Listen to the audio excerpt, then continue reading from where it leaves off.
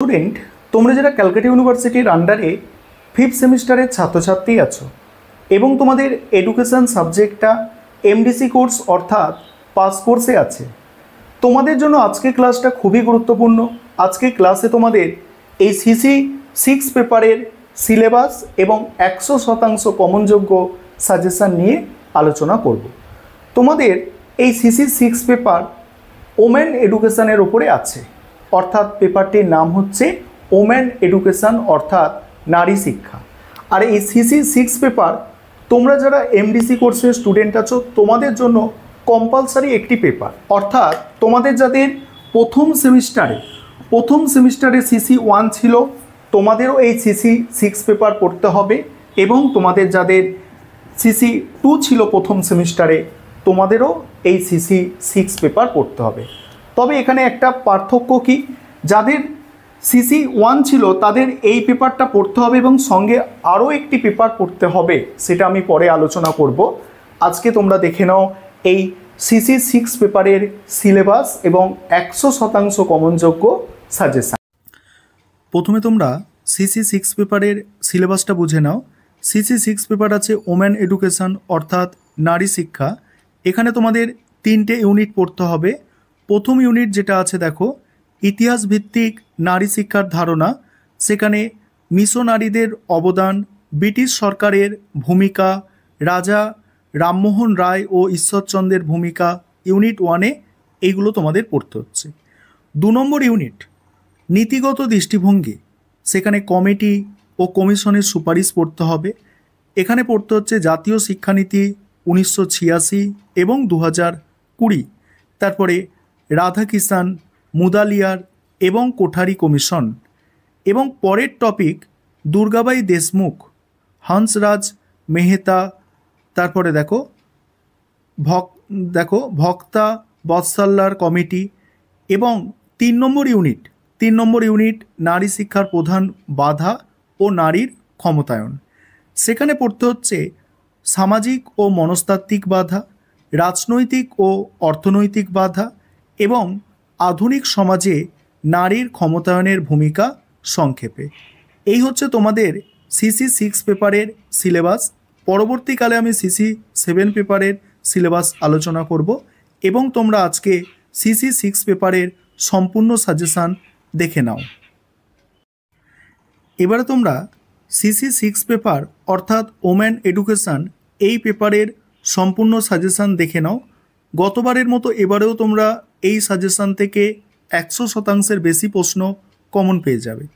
Unit 1 থেকে আমি total 10 নম্বরের 4টে প্রশ্ন রেখেছি। মোস্ট ইম্পর্টেন্ট প্রশ্ন, তার মধ্যে 3টে স্টার দিয়ে চিহ্নিত করে দিয়েছি। প্রথম প্রশ্ন, নারী শিক্ষার প্রসারে ব্রিটিশ সরকারের ভূমিকা আলোচনা করো। পরের প্রশ্ন, নারী শিক্ষার বিস্তারে রাজা রামমোহন রায়ের অবদান। তারপরে নারী শিক্ষার বিস্তারে বিদ্যাসাগরের অবদানগুলি আলোচনা করো। এবং শেষ প্রশ্ন এখানে, প্রাক ব্রিটিশ যুগে মিশনারিদের অবদান।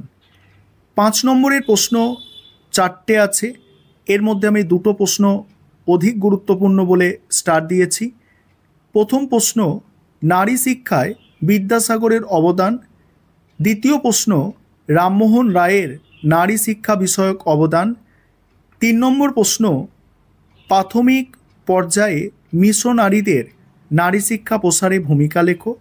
আর 4 নম্বর হচ্ছে ব্রিটিশ আমলে নারী শিক্ষা বিস্তারের একটি প্রধান পদক্ষেপ উল্লেখ করো। 2 নম্বর ইউনিট আলোচনা করবো, এবার দেখে নাও। তার আগে একটা বিষয় বলার আছে, তোমাদের জন্য অনলাইন কোচিং ক্লাস চলছে। তোমরা যারা পেড ব্যাচে অ্যাডমিশন নিতে ইচ্ছুক আছো বা স্টাডি মেটেরিয়াল পারচেস করতে চাইছো, নিচে দেওয়া নম্বরে যোগাযোগ করতে পারো ইচ্ছুক ছাত্রছাত্রীরা। 10 নম্বরের প্রশ্ন 2 নম্বর ইউনিট থেকে টোটাল 8টা প্রশ্ন আমি রেখেছি।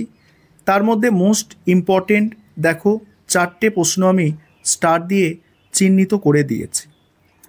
প্রথম প্রশ্ন, নারী শিক্ষার ক্ষেত্রে 1986 জাতীয় শিক্ষানীতির সুপারিশ। দ্বিতীয় প্রশ্ন, নারী শিক্ষা ক্ষেত্রে 2020 সালের জাতীয় শিক্ষানীতির বৈশিষ্ট্য। 3 নম্বর, নারী শিক্ষা বিষয়ে মুদালিয়ার কমিশনের সুপারিশ। 4 নম্বর, নারী শিক্ষা ক্ষেত্রে রাধাকিষাণ কমিশনের ভূমিকা। 5 নম্বর, নারী শিক্ষার প্রসারে কোঠারি কমিশনের সুপারিশ।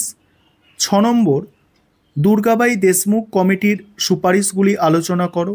7, হংস মেহতা কমিটির উদ্দেশ্য সুপারিশগুলি লেখো। 8, ভক্তা বৎসলম কমিটির নারী শিক্ষার বিষয়ক সুপারিশগুলি আলোচনা করো। 5 নম্বরের প্রশ্ন দেখো, 5টা আছে, তার মধ্যে 2টো প্রশ্ন মোস্ট ইম্পর্টেন্ট মনে হয়েছে, ওই জন্যে স্টার দিয়ে দিয়েছি। প্রথম প্রশ্ন, হংস মেহতা কমিটির একটি উদ্দেশ্য। কোঠারি কমিশনে নারী শিক্ষা বিষয়ক একটি দিক উল্লেখ করো। রাধাকিষাণ কমিশনের একটি সুপারিশ লেখো।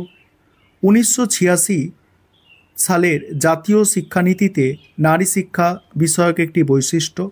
আর দুর্গাবাই দেশমুখ কমিটির একটি প্রস্তাব। তারপরে আরও প্রশ্ন আছে 2টো, এখানে দেখো, এখানে এবারে 3 নম্বর ইউনিট, তোমাদের 2 নম্বর ইউনিট হলো দুর্গাবাই দেশমুখ কমিটির প্রস্তাব। এবারে 3 নম্বর ইউনিট। 3 নম্বর ইউনিট 10 নম্বরের প্রশ্ন দেখো। প্রথম প্রশ্ন, নারী শিক্ষা প্রসারে সামাজিক ও মনস্তাত্ত্বিক বাধা। নারী শিক্ষার ক্ষেত্রে রাজনৈতিক অর্থনৈতিক বাধাসমূহ আলোচনা করো। তারপরের প্রশ্ন আছে দেখো, পরের প্রশ্ন, আধুনিক সমাজে নারীর ক্ষমতায়নের ভূমিকা সংক্ষেপে আলোচনা করো। আর নারীর ক্ষমতায়নে শিক্ষার ভূমিকা আলোচনা করো। 5 নম্বরের প্রশ্ন এখান থেকে করতে হবে, সামাজিক বাধা বলতে কী বোঝো, রাজনৈতিক বাধা বলতে কী বোঝো, নারী শিক্ষার অর্থনৈতিক বাধার একটি উদাহরণ, আধুনিক সমাজে নারীর ক্ষমতায়নের একটি প্রধান উপাদান, নারীর শিক্ষার ক্ষেত্রে মনস্তাত্ত্বিক বাধার একটি কারণ লেখো। এবার তোমরা যারা ইংলিশ ভার্সানের স্টুডেন্ট আছো, তোমরা সম্পূর্ণ সাজেশানটা দেখে নাও, আমি স্ক্রল করে যাচ্ছি। আর এই সাজেশান প্রথম থেকে তোমরা তৈরি করতে থাকো প্রশ্নগুলো, সমস্ত প্রশ্ন কমন পাবে। আর তোমাদের পরীক্ষা কিন্তু জানুয়ারি মাসের শেষের দিকে হতে পারে, তাই এখন থেকে ভালো করে নিজেদের তৈরি করো।